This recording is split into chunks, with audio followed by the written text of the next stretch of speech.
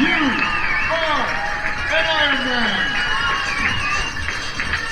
That's it, it's done. I couldn't really keep the suspense. Almost 2 years after signing up, August 22nd in Copenhagen, I finished my first Ironman. It was an incredible experience, and 2 weeks after, I'm still trying to process all the emotions. But let's dive into the detail with a race debrief. So first of all, the lead up into the race, the last few weeks, the last few days, I don't really think I'm a drama queen or hypochondriac, but seriously, around the last week before the Ironman, you would not have wanted to be around me. I was not fun to be around. But somehow, everything worked. We got the COVID test. It was negative. We could enter Denmark, and the race could go on. Stay there. It's race day then.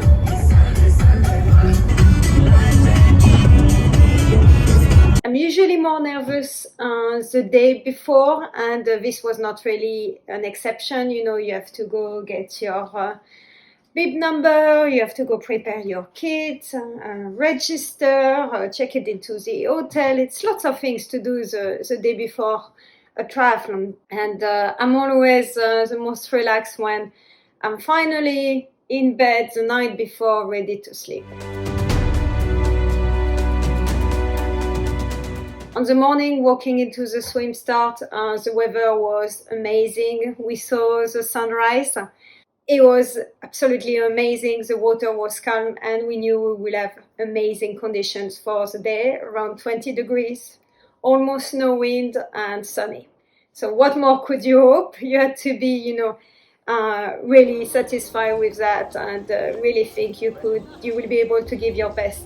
So we arrive in transition, do the last check of the bike, make sure that everything is working as it should, put the race nutrition on the bike. Before getting to the start, we actually had arranged to see my family. I was extremely, extremely lucky that my family actually made the trip to Copenhagen to see me racing the Ironman. And having them on the course was an amazing part of the experience. So we met them just before the start, and we realized that they really went all in to support us with funny banners and outfits. So right from the start, it really put me into a great mood. We had a good laugh with them. We heard the professional set off, and we knew it was the countdown was on. We had to get in too close to the start to get into the water. I love these few moments before the start, these last few minutes where you're lining up for the start. I always feel extremely relaxed, super zen. I know I have done everything I can, and now I have just to give my best. And I think I felt particularly emotional with everything going on, races being cancelled, the whole situation in the world being difficult. I just felt really grateful I could train, that I could train and endure to the start line, and that I actually had the opportunity to race and to show to myself what I've been working on. This was the day of the big party, and I decided this was really the mindset I wanted to keep out through the day, and that I will really try to enjoy it as much as I could. 10, 9, 8, 7, 6, 5, 4, 3, 2, 1.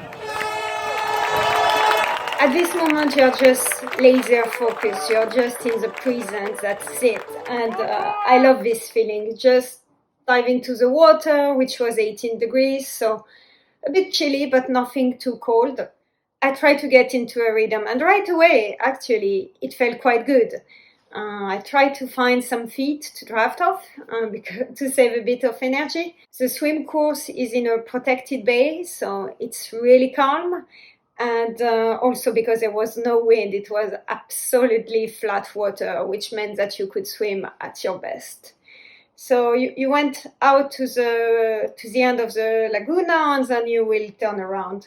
and people were on the different bridges and cheering you on.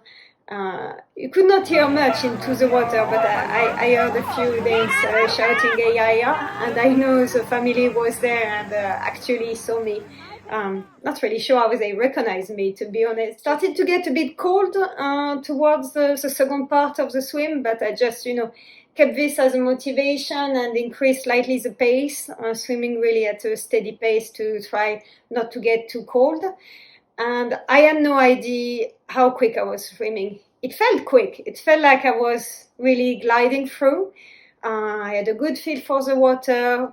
So when I finally exited the water and I saw I was under 1 hour, 10 minutes, when I thought I will be more around the 1 hour 18, 1 hour 20 mark, I was super happy. And I was like, wow, this day is starting really in the best way possible. Let's go get it.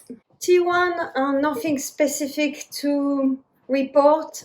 As I said before, I got a bit cold on the swim and my hands didn't really function properly. Past the mount line, and again, I was really thinking, wow, I swam really good. My God, this is going amazing. Let's see how I feel. Get into the aero position as it was a long stretch. And then I see the family again. Allez Amandine! Bravo Amandine! They're like cheering on with a huge banner that I couldn't miss. And again, I think like, oh my God, I'm so lucky to be there, and I'm so lucky to have people around me supporting me through this journey, through this day. The course is 2 laps of 90 kilometers, and it's a mix of flat seaside road, countryside with a bit more turns, a bit more technical, and some small incline, and then a bit of cycling through the city. So it's really diverse. I really, really love the course. Really surprising that there was no wind. I was really flying.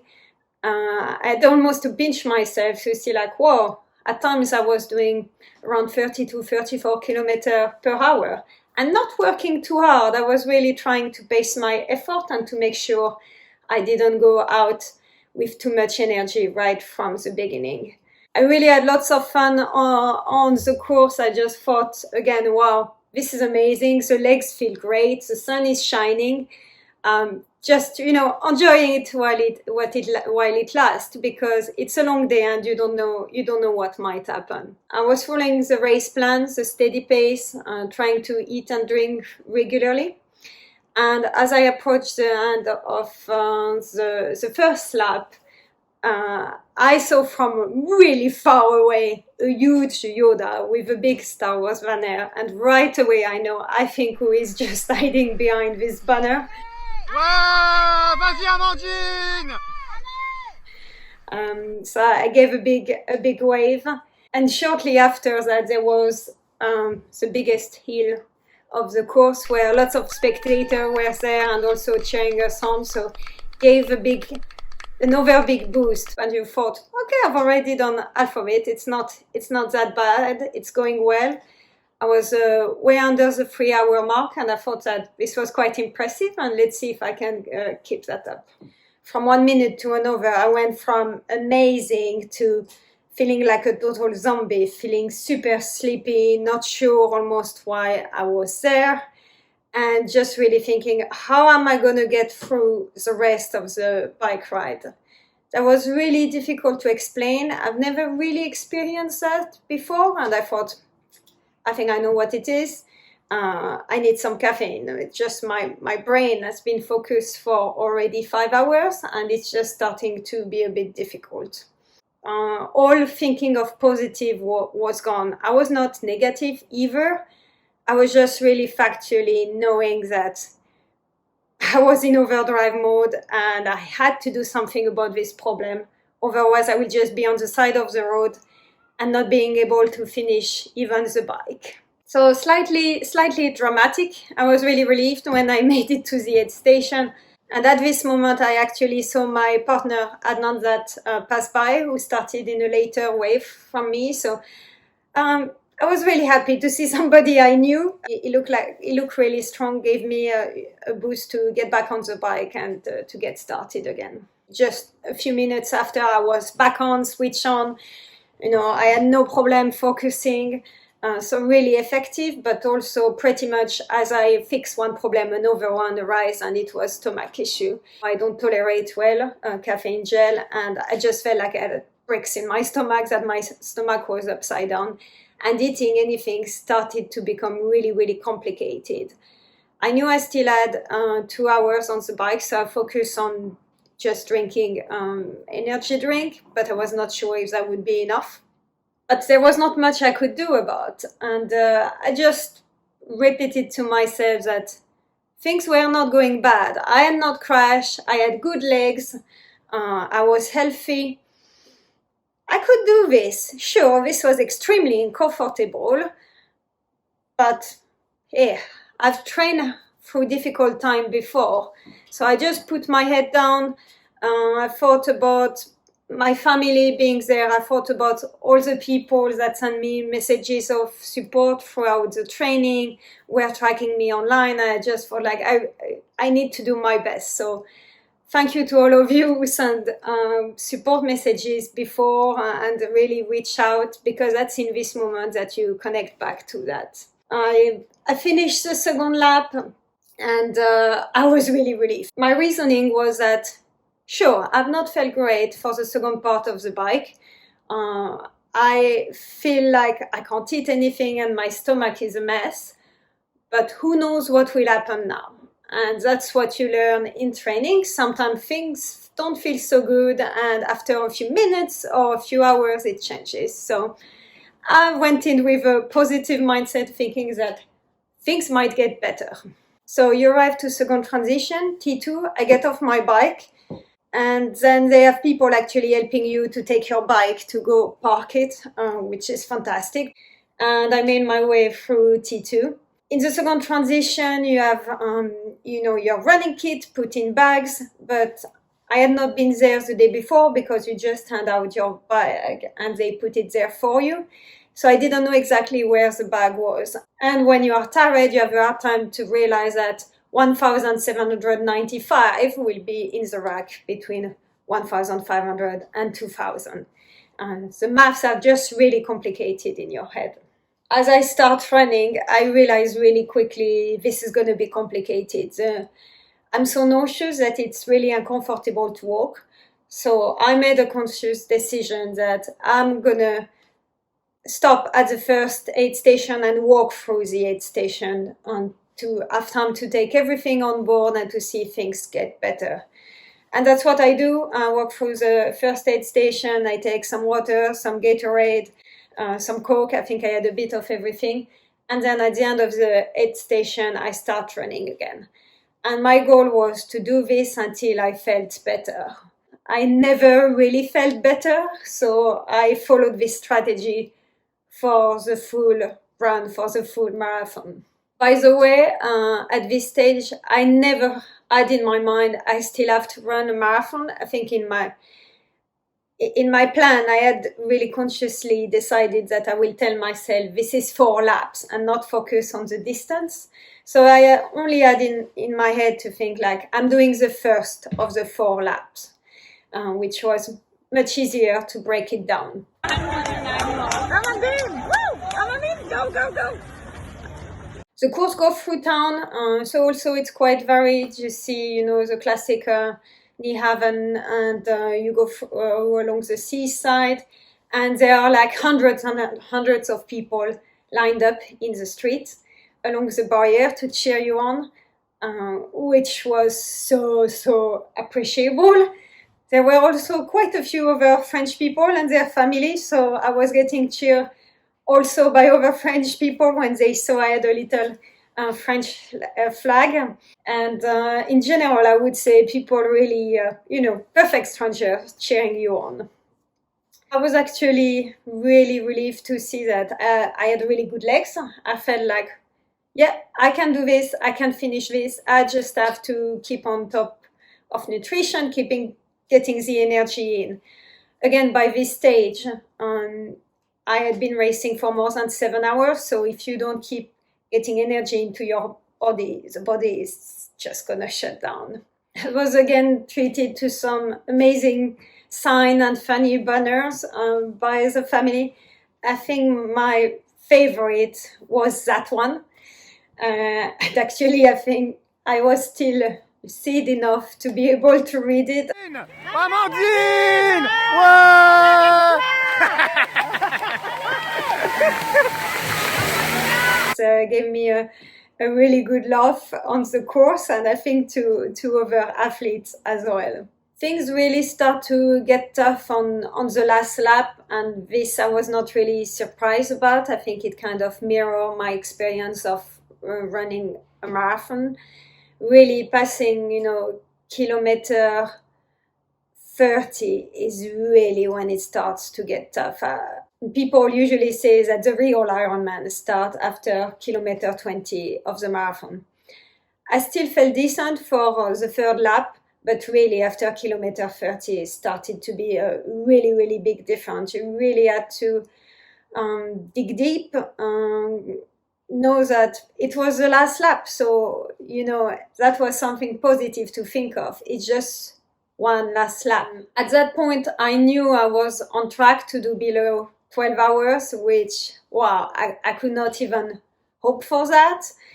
So I really knew I couldn't slow down so much, and I had to grin a bit my teeth and, try to keep up the pace, even when my calf started to feel like 2 blocks of beton. But overall, I didn't slow down so much. I think I did the first lap in 1 hour 1 minute, second in 1 hour 3 minutes, third 1 hour 6 minutes, and the last one 1 hour 8 minutes. So yes, a bit slower, but not a massive descent into hell. And I think the fact that I was trying to chase this sub 12 really, really helped with that, because it was so tempting to walk more, but I really kept with the strategy of only walking the 8 stations.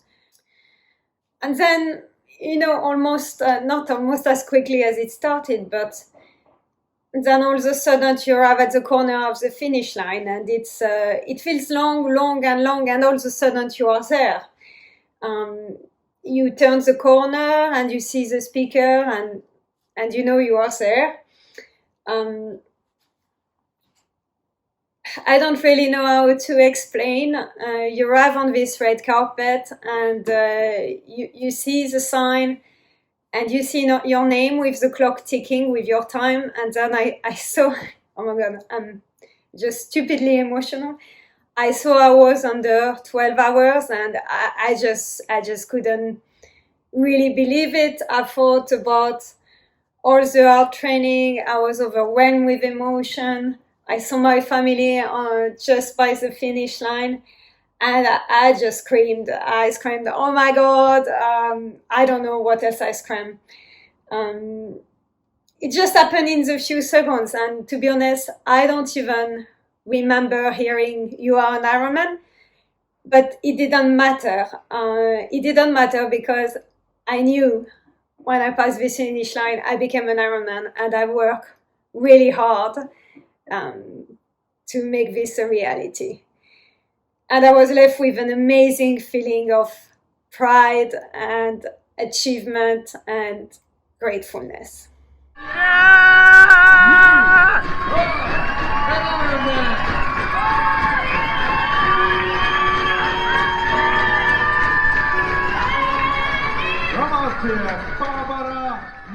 Just talking about it again, it gave me goosebumps, and oh wow, I will keep this feeling with me for the rest of my life. I took a few moments after the finish line. They put this medal around your neck. By the way, just a really superb medal. I think it's the most beautiful medal I ever had, but maybe because you work so hard for it. And I just stand there for a minute or so, really to let it all sink in and think, wow, what a journey, what an amazing journey. The day was really everything I could wish for. And just a few minutes later, and my partner crossing the finish line.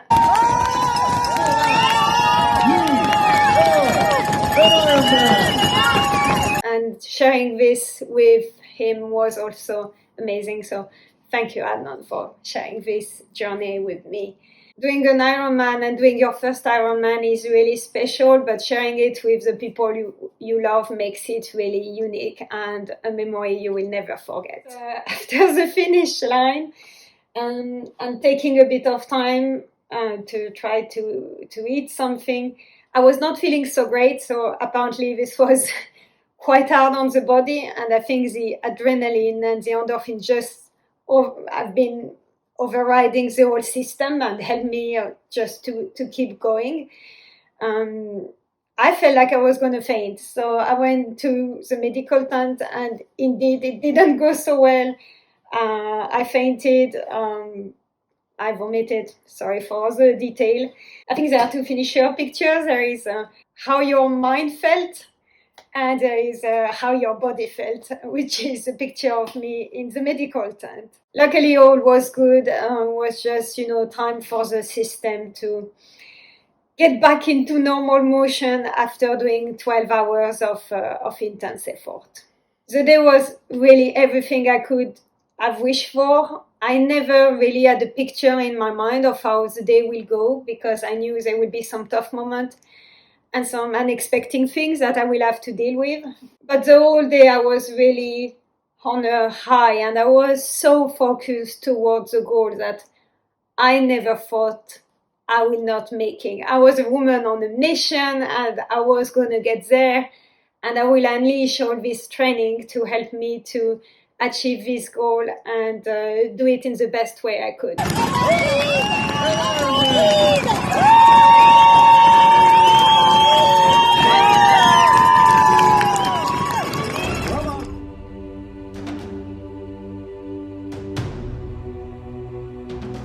Thank you for watching this video.